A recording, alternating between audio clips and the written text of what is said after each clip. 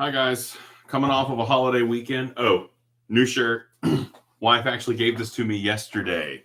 It is actually a very subtle Ace Ventura, which is a movie that hasn't aged particularly well, but still cool shirt, right? Great pattern. Love that movie when I was in like middle school, which should tell you something.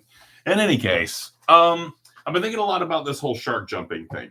Now, I would say let's try to be a little ambitious for this first paper. I'm going to open a Dropbox later today with a basic rubric and a due date, which that due date will be. Let me double check. I would really like a submission for this one by January 27th. That gives us like a week. Well, a little more than a week. Now, I want to be ambitious in the length of this bad boy. I kind of want to shoot for 4 pages. I think we can do it. And if we come up short of 4 pages, I would say don't panic. The first assignment, the first essay is always pretty much, a crapshoot. It's never going to be, it's never going to blow me out of the water. It's always going to have a lot of bumps and bruises on it because a lot of the students in English 1101 typically are coming from a situation where they haven't been in college for a while. And you kind of have to sort of go back and acclimate yourself to being in college. So use this as an opportunity to kind of explore your writing, figure out a few things about what you're confident with, what you're not confident with. All of this, this is an opportunity to just kind of get in, get your feet wet, and see how you're feeling. Now, as far as jumping the shark goes, there's a couple of points I want to introduce before we get into some more grammatical stuff that I want to introduce for this assignment, which we'll do Monday. I know that's kind of pulling it in a little bit close. So as far as the grammatical stuff I'm going to introduce, I don't want you necessarily to worry too much about injecting that into the Jump the Shark paper. But I do want to go ahead and, start discussing this. First and foremost, let's really kind of just sort of get a few more ideas out there about shark jumping. First things first, I have an article I want to share with you from TV tropes. And I talked a lot about TV tropes last time, these ideas that kind of permeate the art of storytelling. I actually have a really nice list of different situations that have been identified as shark jumping tropes. And one of the things I'd like for you to do today for our discussion question, you guys were supposed to think about different shark jumping kind of ideas last time. I would very much like for you to try to connect your jump the shark moment to one of these tropes. And I'll kind of discuss a few of them here just because this type of thing is just hilarious to me. So one of my favorites is cast changes. Now, this one comes up in several different ways, and I don't want to spend the whole lecture just talking about television again, but honestly, it is a television-based assignment. I'm sure most of you guys have heard of the television show, The Brady Bunch. And this actually is something you could see a lot in the modern sitcom. The Brady Bunch was a absolutely just gargantuan popular show when it came out. And it was really, really early too. I think, what was it, the 60s, 70s? Anyway, but the point is, the Brady Bunch was huge. It was just massively popular. But shows that are founded upon a family dynamic typically have a cast of characters that are very set in stone. And basically, as the show goes on, you watch these kids who are acting in the show, you watch them grow up, right? You watch them each season as they get older and older and older. And this actually causes, a lot of change in the dynamic of the show because these characters are maturing as well, right? So what eventually ends up happening is the show gets a kind of massive push in the beginning with the cute kid factor. And the cute kid factor is always really, really big. Think about like Full House with the Olsen twins. Think about the Cosby Show with the various child actors that were featured on that. Although we don't usually like to talk about the Cosby Show anymore, but in any case, you can't erase its importance in history. Well, Brady Bunch kind of defined that. But the problem was, as the show went on, the kids got old and the cute cat factor was missing. And the ratings started to kind of suffer without the push of the cute kid presence. Now, this created a need to inject new cute kids. So what ends up happening is a relative of the Bradys comes to stay with them, and his name is Cousin Oliver. And Cousin Oliver was an attempt to inject a new cute kid into the show to try to revive it a bit. The problem was everyone in America basically came together to basically say, we hate Cousin Oliver. Cousin Oliver was annoying. Cousin Oliver did not mesh. It was just an absolute disaster. And after the introduction of Cousin Oliver, the Brady Bunch basically spiraled out. There was no recovering from that. Now, the funny thing is you see this over and over again in sitcoms. It happened in Full House. They introduced 2 more children to that family. There was a new little girl that came in with the Cosby Show. Family Matters had Richie. All these, it's just constantly, we need a new cute kid. And it usually signals that the show is sputtering out. Now, cast changes can also include more interesting things that also include something called like behind the scenes. Probably the most famous version of this was from Fresh Prince of Bel Air. Fresh Prince of Bel Air, I mean, I can't even begin. And this one's kind of interesting for me. If you've never seen Fresh Prince of Bel Air, I cannot even begin to explain to you how huge this show was when I was a kid. Everybody knew Fresh Prince. Everybody could sing the theme song. I can still sing the theme song. It was just, it was everywhere. But in the later seasons, there was some type of argument that occurred between Will Smith and this actress who played Vivian. I'm doing a really, really bad thing not being able to remember her name right now. That's terrible. That's one of the things that happens when you record these lectures ad hoc like this. But the character for Aunt Vivian, the actress, changed in the later seasons. And a lot of people found that so jarring that Vivian is now a different person, and they never addressed it. Of course, you wouldn't address it. It's supposed to be the same character, just being played by a different actress. And that was right around the time that Fresh Prince ran out of gas, right? It was so jarring that people just couldn't get used to the fact that that actress was no longer there. Now, this is actually something that came up recently because there was a Fresh Prince of Bel Air kind of reunion special. And they had both actresses there, and they addressed, or at least kind of discussed, some of the drama that was going on behind the scenes. I'm not the type of person who goes back and watches Fresh Prince of Bel Air reruns, but I got to tell you, I had to see that. I was like, I had heard for years about this kind of rumor that, Will Smith had basically gotten into a tiff with this actress. That was some good drama, man. Just some great drama.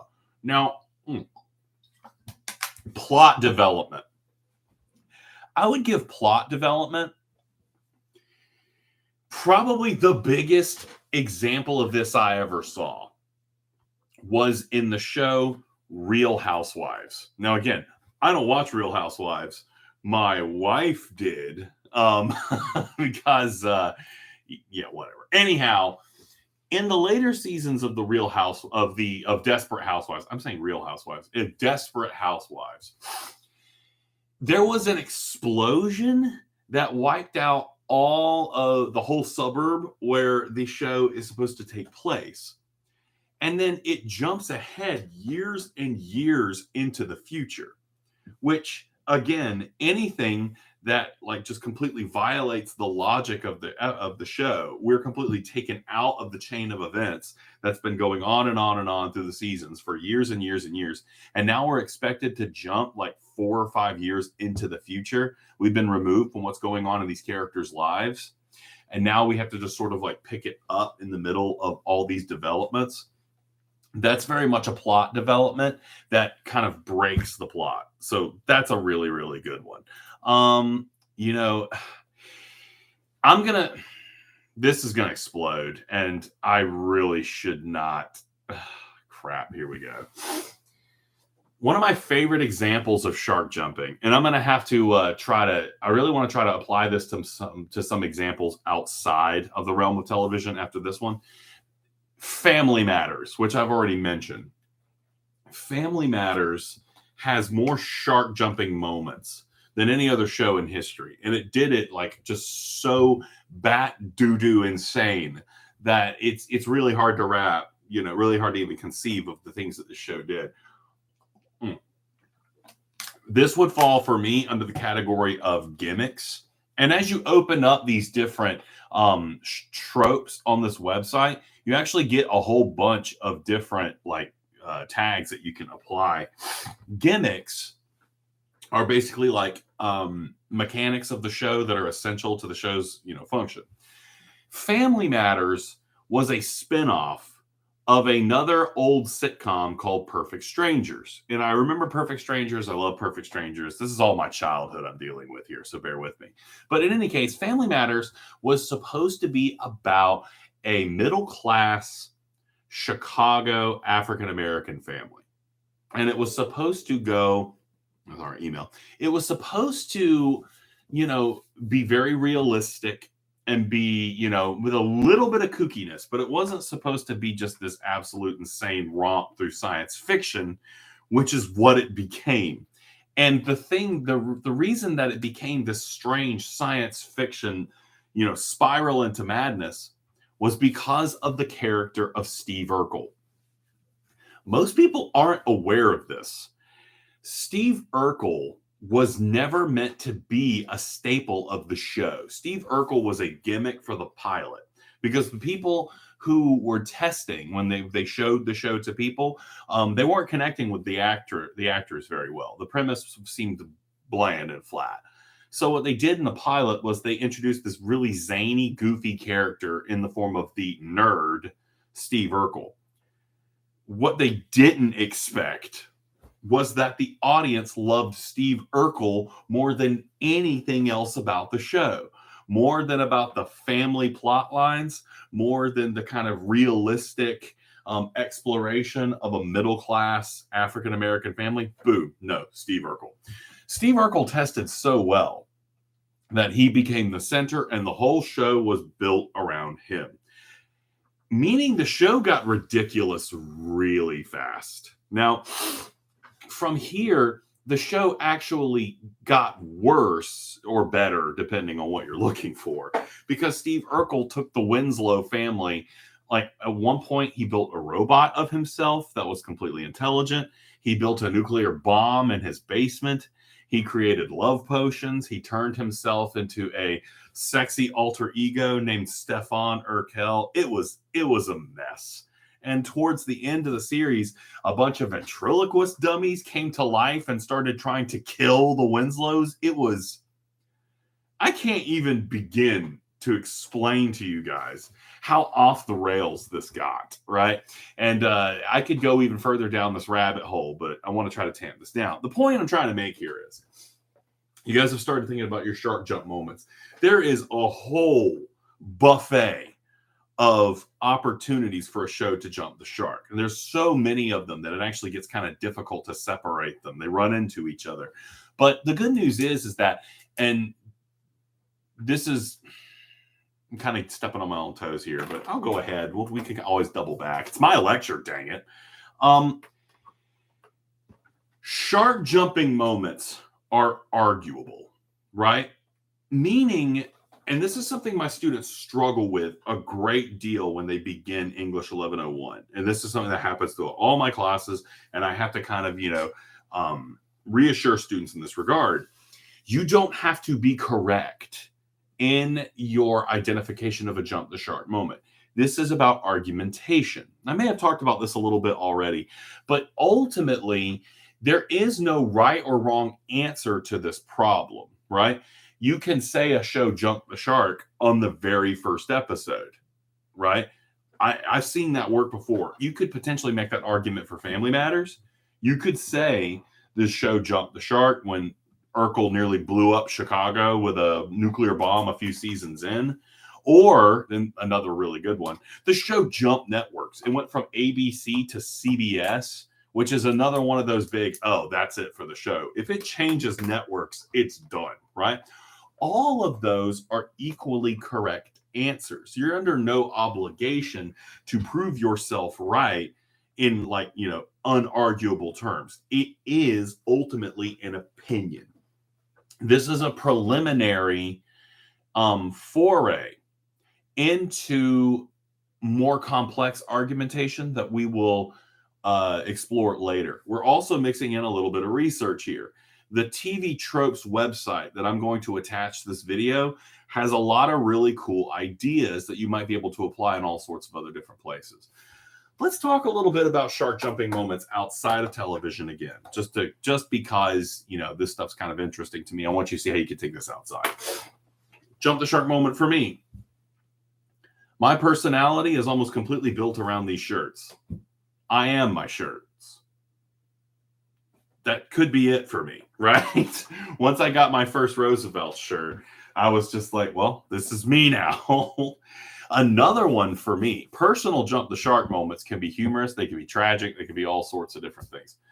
My father passed away a few years ago, and it's been really, really hard for me to kind of get myself together in the aftermath. Even years later, it's still hard for me to function sometimes, which, that's actually kind of a hard thing to admit to, but it's true.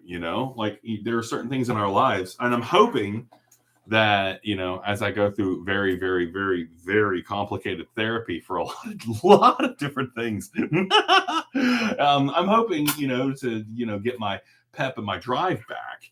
Now, the other one, this happened even earlier. I spent a week in a psychiatric institution a few weeks ago. No, years. This probably seems like it was a few weeks ago, Anyway, I went into the psychiatric institution because I had very severe anxiety and depression, and I was not able to function anymore. I was basically just sort of like sitting in the corner, rocking back and forth, like all the time. So a jump the shark moment also necessarily doesn't have to imply something bad. It could just be a turning point, right? A concept like this is not necessarily academic in the sense that it means something 100% all the time. My jump the shark moment could be something positive. I wrote a memoir about that time in the mental hospital, and I'm very proud of that memoir. I self-published it on Amazon, and I made enough money off of that memoir to take my wife out to a very fancy dinner. Next time, I hope I get to eat. It's one of my favorite jokes. I make it every class. Shut up. Trying to think of some more historical ones. We can apply it to history. We can apply it to industry. When did, this is a controversial one. I'm going to do it anyway, just because I feel like, lighting something on fire. When did PlayStation jump the shark? Because it feels like they have to me. I'm a big video game guy. I know, big surprise, right? When did PlayStation jump the shark? When did Nintendo jump the shark? When did, you could substitute this in for any type of company or technology. Has iPhone jumped the shark? These are all things that you could, look at and decide, place a pinpoint somewhere. I would put the iPhone at a price point. These new phones, my God, how do people buy a new iPhone fresh on release? Like, what are you doing? Are you mortgaging your house? I don't get it. Elon Musk. I hope he doesn't come after me for saying that, but dude, come on. All these things, nations, wars, points in history, the Roman Empire, right? I'm trying to think if there's another fun direction I could take this.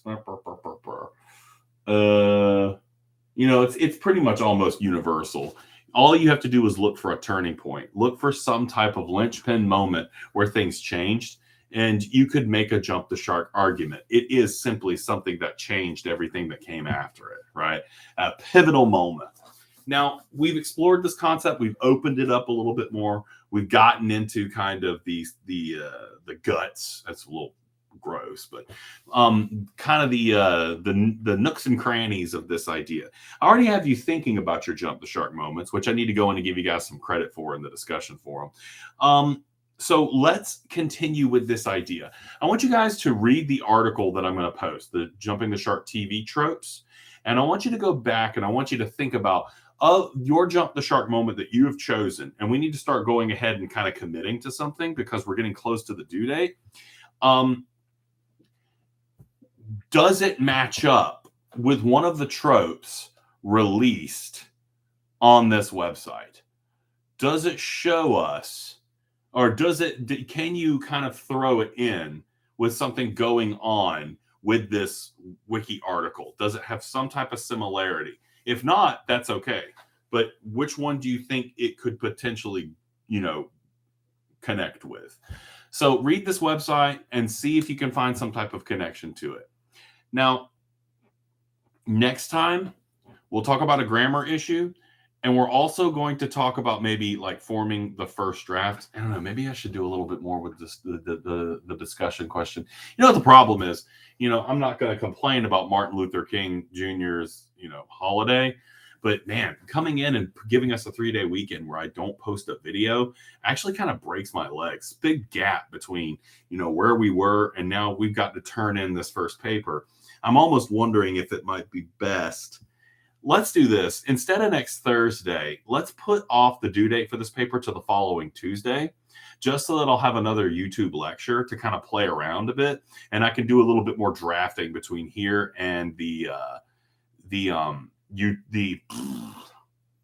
little bit more drafting between here and the due date so that we can kind of sort of produce this in a few more steps. So in any case, take a look at this article, see what you got, see if you can connect it to something. I would say maybe about 5 or 6 sentences. I'm not throwing too much at you right now. I think that's all for today. Appreciate it and hope things are going well.